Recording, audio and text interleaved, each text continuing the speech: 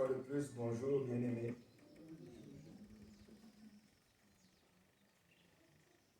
Ouvrons nos Bibles encore dans l'épître de Jean, la première épître de Jean.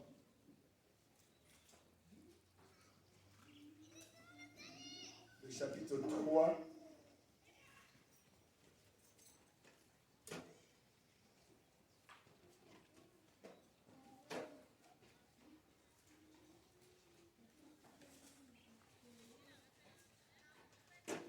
Le verset 8.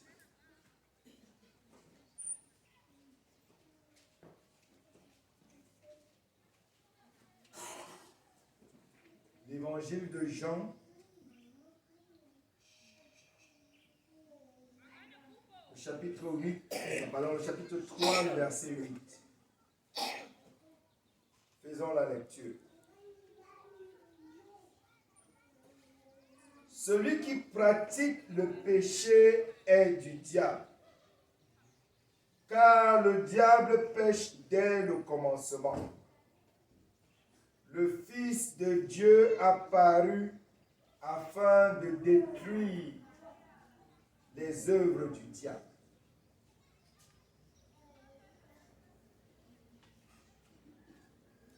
Celui qui pratique le péché est du diable, car le diable pêche dès le commencement.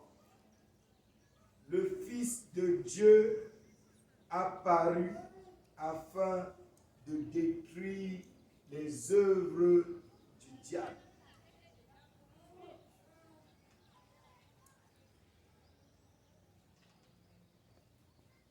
Nous sommes arrivés à une époque, et je le dis la plupart des fois, et je nous le dis régulièrement, où c'est difficile de distinguer. Ou bien ceux qui sont avec Dieu de ceux qui ne sont pas avec Dieu. Nous sommes arrivés à un moment où la confusion est présente au milieu des hommes. Et cette confusion fait que on ne peut pas véritablement, ou bien on distingue difficilement les gens de la maison de Dieu et ceux qui ne sont pas dans sa maison. Mais Dieu, de tout temps, a toujours voulu que cette distinction se fasse.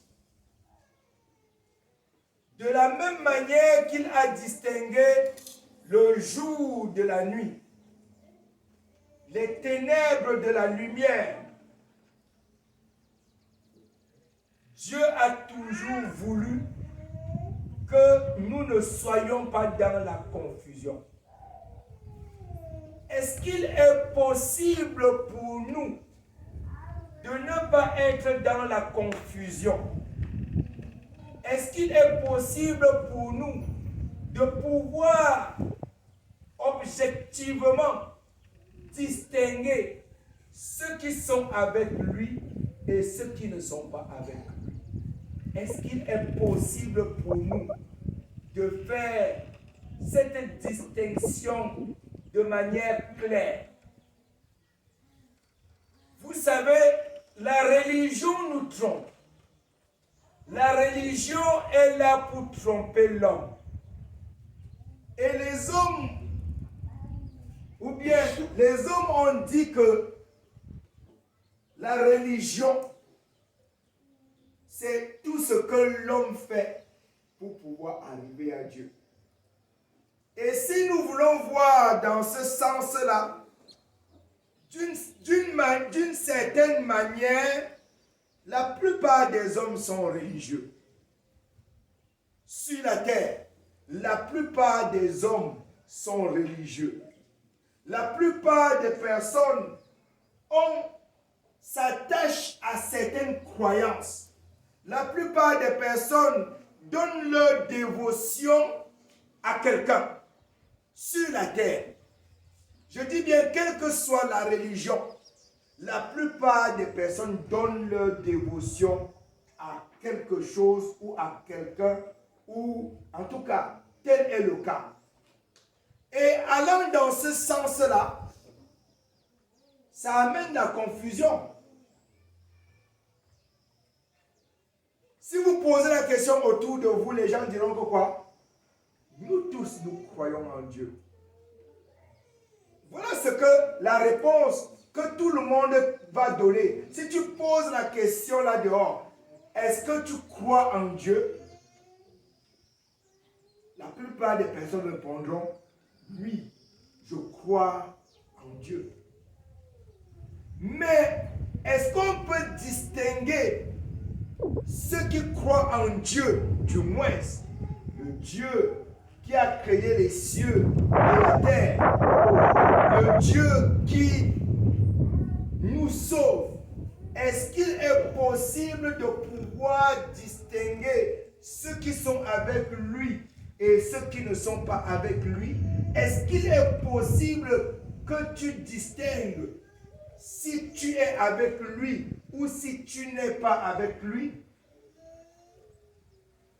Le verset que je nous ai fait lire ce matin nous donne quelques indications qui peuvent nous permettre de distinguer ceux qui sont avec Dieu et ceux qui ne le sont pas.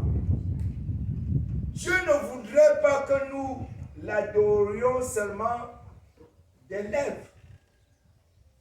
Dieu attend de nous, n'est-ce pas, des actions.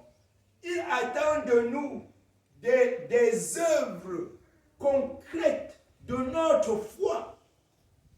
Dieu ne veut pas seulement l'assistance à un culte pour dire que quoi, nous lui appartenons ou que nous sommes avec lui. Non, Dieu ne voudrait pas seulement c'est-à-dire que le fait que nous accomplissions quelques règles spirituelles pour pouvoir dire que nous sommes avec lui. Il y a pour Dieu un certain nombre de critères, de caractéristiques qui peuvent nous montrer que nous sommes avec lui ou que nous ne sommes pas avec lui. Et pour la parole de Dieu, quels sont les éléments qui peuvent me permettre de distinguer si je suis véritablement avec lui ou si je ne suis pas avec lui? Quels sont les éléments dans ce verset que nous avons lu qui peuvent nous permettre d'arriver à ce niveau-là? Vous savez, la parole de Dieu nous encourage chacun de nous à s'examiner soi-même. N'attendez pas que les autres vous examinent. N'attendez pas qu'une tierce personne vous examine. Prenez la peine de pouvoir vous examiner vous-même. Et la parole de Dieu nous encourage dans ce sens-là. Faire notre autocritique. Pouvoir nous critiquer nous-mêmes. Arriver à un certain moment que nous puissions nous arrêter de manière objective et nous juger nous-mêmes. Alors, quels sont les éléments qu'il nous donne qui peuvent nous permettre de pouvoir distinguer concrètement si nous sommes avec lui ou si nous ne sommes pas avec lui dans ce verset? Il dit, quiconque pratique le péché. La pratique du péché. Qu'est-ce que la parole de Dieu entend par pratiquer le péché? En réalité, si tu es quelqu'un qui pratique le péché, pratiquer le péché veut suggérer l'idée d'être continuellement en train de pécher. Si pour toi pécher n'est pas un problème, Si pour toi, vivre dans le péché n'est pas un problème, si pour toi, en réalité, avoir envie de pécher n'est pas un problème, cela ne te crée pas du remords lorsque tu pêches, alors tu dois te poser des questions. Tu dois véritablement te poser la question, est-ce que je suis avec Dieu? Ou bien est-ce que je suis véritablement loin de Dieu? Généralement, je vois des personnes au téléphone. Et dernièrement, j'étais encore avec quelqu'un. Ou bien je passais près de la maison de quelqu'un et voici un monsieur qui est en train de téléphoner. Allô? Oui? Comment? Je t'attendais. Non, non, non, non. J'ai voyagé. Et maintenant, à l'heure actuelle où je suis en train de te parler là, je suis à Batouri. Quand je passais à côté de sa case, je dis, et il parlait à haute voix, hein, et je dis, tu es à Batouri. Je sais que tu es à Dimako.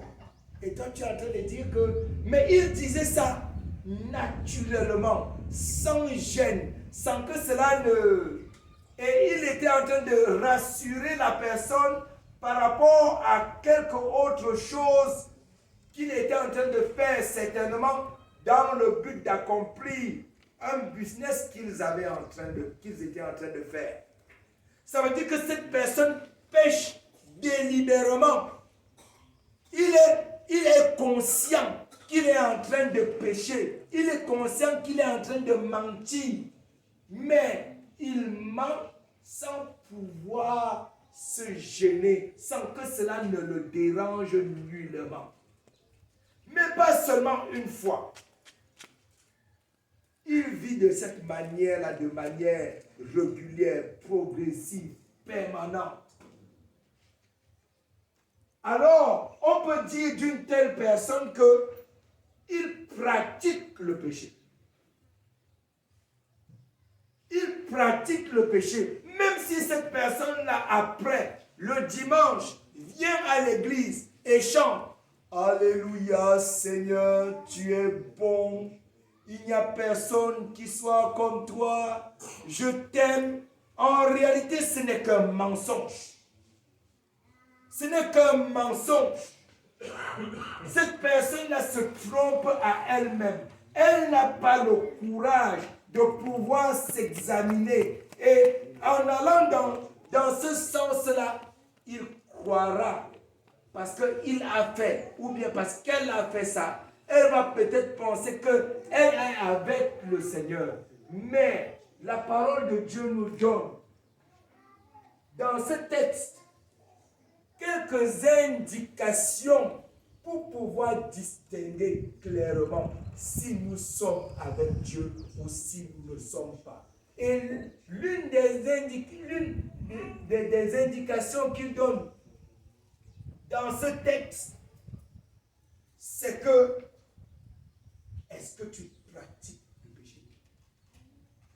Vis-tu continuellement dans le mensonge? Vis-tu continuellement dans l'ivrognerie? Vis-tu continuellement dans la consultation des devins, des sorciers? Vis-tu continuellement dans l'hypocrisie? Vis-tu continuellement dans tu es sournois? C'est-à-dire tu fais semblant d'être une personne à un certain moment et à un autre moment, tu montres une certaine figure de toi. Est-ce que c'est des traits dans lesquels tu es de manière permanente, de manière régulière, et que cela ne te gêne même pas? Est-ce que c'est le cas pour toi? Non, si c'est le cas, cela veut dire que tu pratiques le péché. Et si c'est la condition dans laquelle tu es, comme la parole de Dieu dit, tu devrais véritablement distinguer avec qui tu es, ou bien à qui tu appartiens. Puisqu'il dit dans le verset, celui qui pratique le péché est de qui? Celui qui pratique le péché est du diable. Celui qui pratique le péché est du diable. C'est le verbe être qui est employé ici et qui est un verbe comment? D'état, qui montre la condition de cette personne-là, qui montre ce que cette personne-là en réalité est.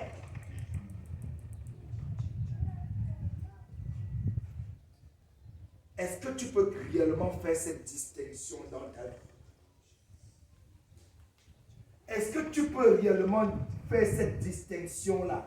Il faut être honnête et pouvoir se regarder dans la glace, même si l'image que tu as est mauvaise. Il faut au moins avoir le courage de dire, voici ce que je suis. Parce que tant que tu n'as pas eu le courage de pouvoir regarder l'image qui te reflète réellement, tu ne pourras pas chercher des solutions. Tu ne peux pas chercher des solutions. Si je n'ai pas eu le temps de regarder mon habit pour voir qu'il y a une certaine tache là-dessus, je vais me promener avec ma chemise malgré la tache qui est là et je me dirais certainement ma chemise est une très belle chemise. Mais pourtant, cette chemise peut être entachée et puisqu'elle est entachée, malgré ce que je crois dans ma tête qu'elle est propre, elle est entachée. Elle a ces taches-là. Alors il faut avoir le courage de pouvoir sortir de nos cachettes. Les cachettes ne nous permettent pas de distinguer. Quand nous nous cachons, comme Adam et Ève, quand nous nous cachons, cela ne nous permet pas réellement de pouvoir distinguer. C'est quand on peut sortir de nos cachettes qu'en réalité, n'est-ce pas, on peut distinctement dire voici, voici, voilà. Dans l'étude que nous avons vue tout à l'heure, peut-être que la suite va nous amener. Adam et Ève étaient cachés, hein? Mais c'est quand ils sont sortis de leur cachette que les uns et les autres ont pu dire oui, même si c'était sous forme d'accusation, ils ont quand même distingué, ils ont quand même dit qu'ils ont fait. Là, l'homme va dire, j'ai fait, mais c'est la femme.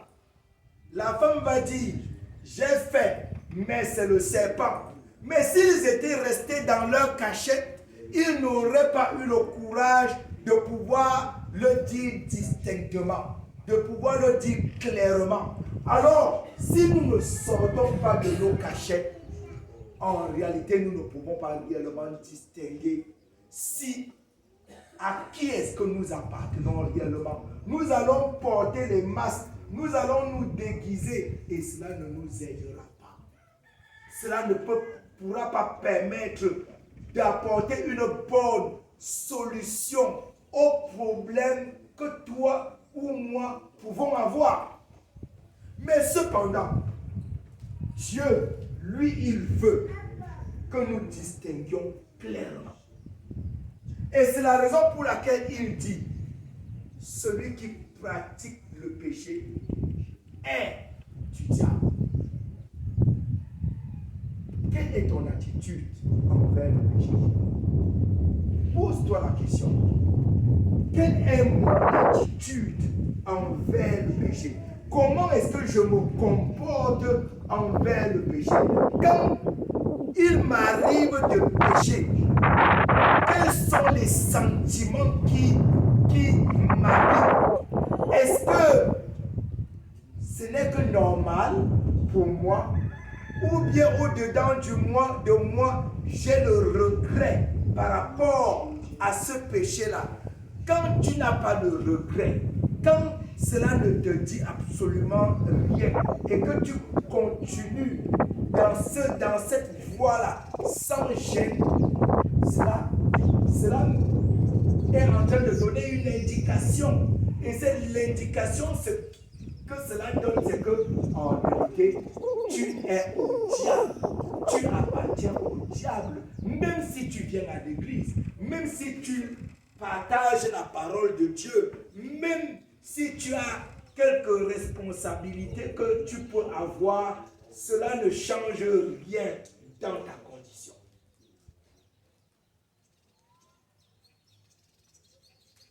Parce que quand tu as réussi à distinguer ta condition, il peut avoir des solutions à ça.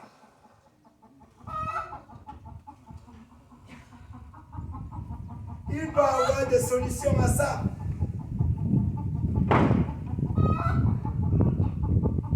Il ne faut pas qu'elle tombe ici. Elle est juste en dessous de la chair.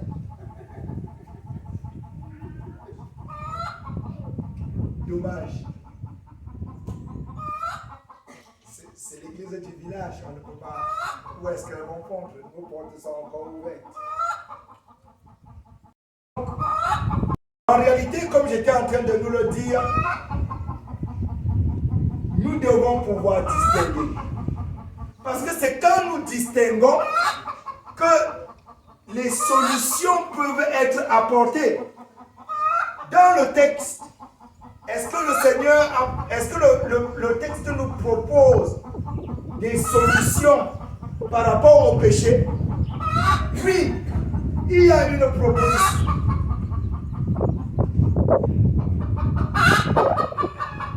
Il y a une solution.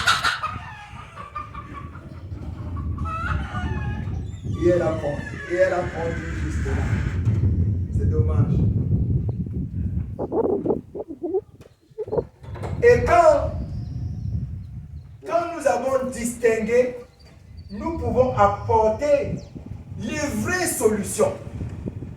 Oui, il y a la solution au péché. Il y a la solution à la désobéissance.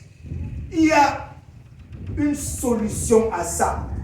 Et la solution au péché, la solution à la désobéissance, d'après le verset, qui est cette solution? Le Fils de Dieu. Le Fils de Dieu. Le Fils de Dieu est la solution au péché. Le Fils de Dieu est la solution à la désobéissance, à la rébellion. Le Fils de Dieu est la solution. Le Fils de Dieu est la solution au diable.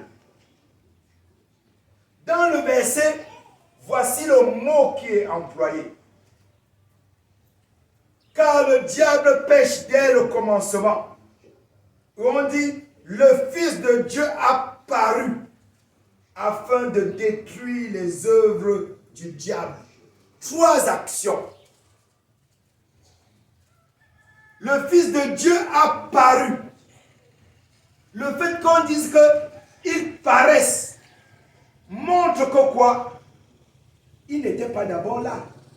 Ou bien on ne le voyait pas.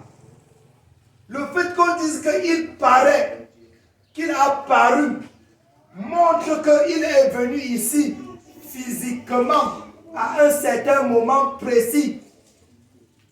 Le Fils de Dieu a paru. Cela montre également l'éternité de ce Fils de Dieu. Montre ce qu'on dit qu'il existait avant que nous ne puissions le voir physiquement, concrètement. Le Fils de Dieu a paru. Il est venu. Et vous savez que la parole de Dieu dit dans l'évangile de Jean, lisons-le un peu, l'évangile de Jean.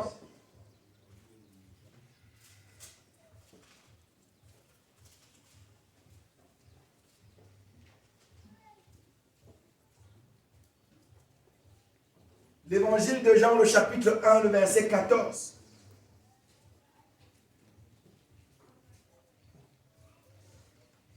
On dit, Et la parole a été faite chair.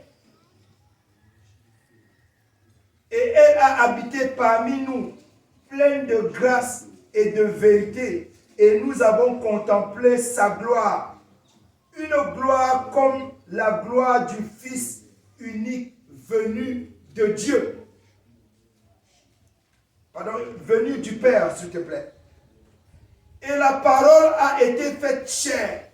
Et elle a habité parmi nous, pleine de grâce et de vérité. Et nous avons contemplé sa gloire. Une gloire comme la gloire unique, pardon, comme la gloire du Fils unique venu du Père.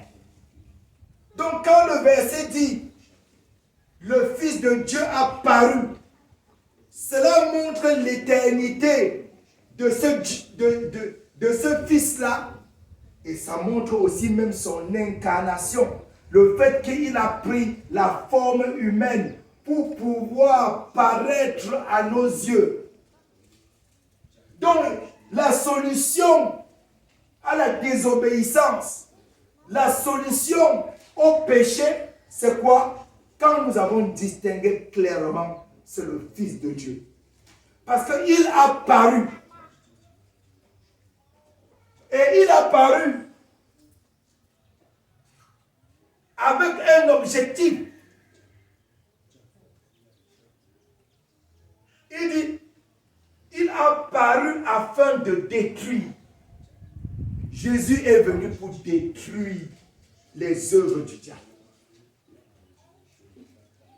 Détruire les œuvres du diable, et je nous l'ai dit la dernière fois. Et dans le verset, c'est clairement dit. Le diable pêche dès le commencement, le verset l'a dit. Il est le premier rebelle. Et il a entraîné Adam et Ève dans la désobéissance. Adam et Ève, de son fait, ont été détruits. Ils ont été détruits. Mais Dieu, lui, est venu détruire, ou bien Jésus-Christ est venu détruire les œuvres du diable, non seulement par rapport à l'humanité, mais même autour de nous. Moi, la semaine passée, je nous disais, la croix, c'est la victoire de l'obéissance sur la rébellion. C'est la victoire de la vérité sur le mensonge. C'est la victoire de la lumière sur les ténèbres. C'est la victoire de la pureté sur l'impureté. La croix symbolise tout ça. Et c'est ce à quoi le Fils de Dieu qui a paru s'est attelé à faire. Bientôt, nous allons célébrer la Pâque. Et je rends grâce à Dieu pour nos études. Quand je pensais, cette semaine-ci, quand je pense à nos études, je dis, oh Seigneur, merci d'avoir permis que ces leçons, nous les fassions à ce moment précis. Parce que quand nous allons véritablement comprendre ça, la Pâque, qui bientôt nous allons célébrer, aura son vrai sens dans chacune de nos vies. Le Fils de Dieu a paru afin de détruire les œuvres du diable. Quelles sont ces œuvres? Mensonge, adultère, sorcellerie, cupidité, ivrognerie. Quelles sont ces œuvres? L'impureté, l'impudicité, amener les gens dans les dérèglements comme l'homosexualité qui se propage à grande vitesse dans le monde. Quelles sont les œuvres du diable? Amener l'homme à croire que c'est lui qui est Dieu et qu'ils doivent s'adorer eux-mêmes. C'est eux qui sont le centre.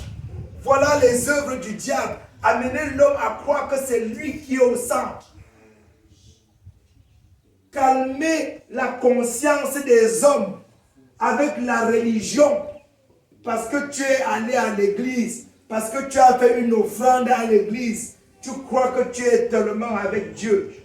Si cela n'est pas fait avec un cœur pur, un cœur reconnaissant de l'œuvre de Jésus-Christ, du Fils de Dieu à la croix, tu le fais en vain. Et le Seigneur voudrait que nous distinguions ça. Il voudrait que toi et moi, que nous puissions distinguer clairement ça. Et véritablement faire notre choix par rapport à notre camp. Veux-tu être avec le diable qui depuis le commencement pêche, mais dont Jésus a paru afin de détruire ses œuvres? Veux-tu être avec lui ou veux-tu être avec ce Jésus qui effectivement a détruit les œuvres du diable à la croix? Avec qui est-ce que tu veux être réellement? Avec qui? Si c'est tu dois pouvoir faire le point dans ta vie, t'examiner toi-même, regarder là où tu es, afin de faire véritablement ton choix. Je ne regrette pas d'avoir fait ce choix. Il est arrivé un temps où moi aussi j'étais religieux. Comme je le dis, je faisais les études bibliques par correspondance et j'avais de très belles notes. Mais mon cœur n'était pas régénéré. Mon cœur n'était pas transformé. Je pouvais même expliquer aux gens comment on donne sa vie à Jésus sans que mon cœur soit transformé. Parce que malgré ça, je vivais dans le mensonge. Je pratiquais le péché. Comme cela est dit dans ce texte, je le pratiquais. Mais je rends grâce à Dieu pour le 16 mars 1998. C'est le jour où le Seigneur m'a amené de sortir des ténèbres pour appartenir à la lumière. Je ne peux pas oublier, si ma première Bible n'était pas perdue, je vous l'aurais montré. C'est une date que j'avais écrite derrière. 16 mars 1998. Et toi aussi, tu peux naître de nouveau. Tu peux distinguer et avoir une date qui te permettra de te rappeler que tu es sorti de la pratique du péché pour appartenir à celui qui a paru afin de détruire les œuvres du diable. Mais il faut que tu sois honnête. Il faut que tu sois vrai avec toi. Il faut que tu aies le courage à dire, Seigneur, voici ce que je suis. Je te demande pardon. Change mon cœur. Transforme ma vie. Fais de moi une nouvelle personne. Je ne veux pas continuer dans le chemin dans lequel je suis. Je ne veux pas continuer à me cacher. Je ne veux pas continuer à faire semblant. Je ne veux pas être hypocrite. Seigneur, je veux être vrai et je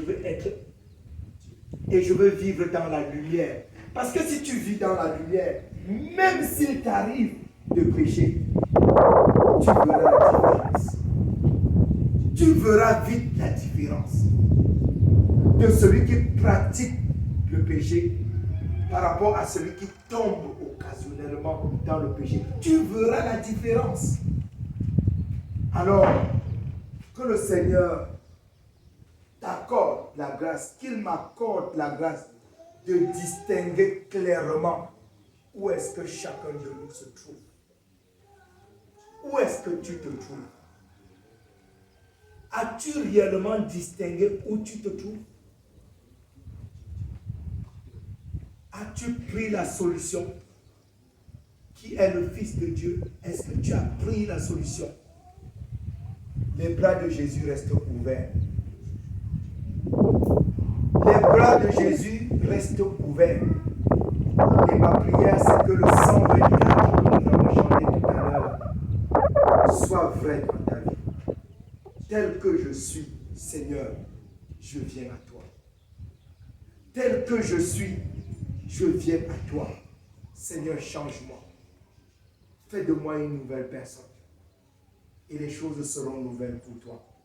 Parce que la parole de Dieu dit, celui qui est à Christ est une nouvelle création. Les choses anciennes sont passées et toutes choses sont devenues nouvelles. Ne veux-tu pas que toutes choses deviennent nouvelles pour toi? Ne le veux-tu pas?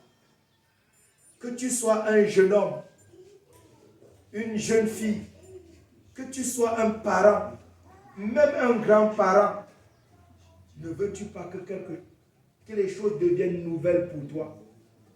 Jésus, lui, voudrait que les choses deviennent nouvelles pour toi. Acceptes-tu son bras? Acceptes-tu sa main tendue? Ou rejettes-tu sa main tendue? Qu'est-ce que tu fais? La balle est dans ton camp. La balle est dans ton camp. Que le Seigneur nous aide et que sa grâce repose sur nous. Amen. S'il te plaît, tonton David, si tu peux prier.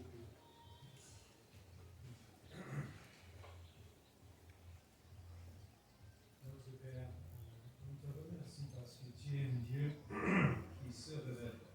Tu es un Dieu qui nous montre qui tu es. Et tu n'es pas un Dieu, tu n'es pas une personne qui ment. Mais on a un ennemi ici, Satan, et il est menteur. Et il vient nous convaincre qu'il veut notre bon. Il veut qu'on puisse être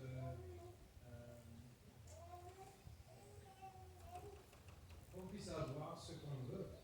Et il ment. Et la plupart du temps, les gens ici par terre, même nous, on croit ce qu'il dit. Mais on sait que l'envie de Satan, c'est de nous détruire. Ça veut dire que tout ce qu'il fait, c'est pour nous détruire. Et on peut penser, bon, je vais utiliser le pouvoir des marabouts, le pouvoir de la sorcellerie pour faire le bien, ou bien au moins notre bien. Mais on sait que parce que le pouvoir des marabouts, le pouvoir des sorcières, ça vient de Satan. On sait certainement que ce n'est pas pour notre bien, mais c'est pour notre mal. Mais ça veut dire qu'on doit croire ce qui est dans la Bible, on doit croire tes paroles.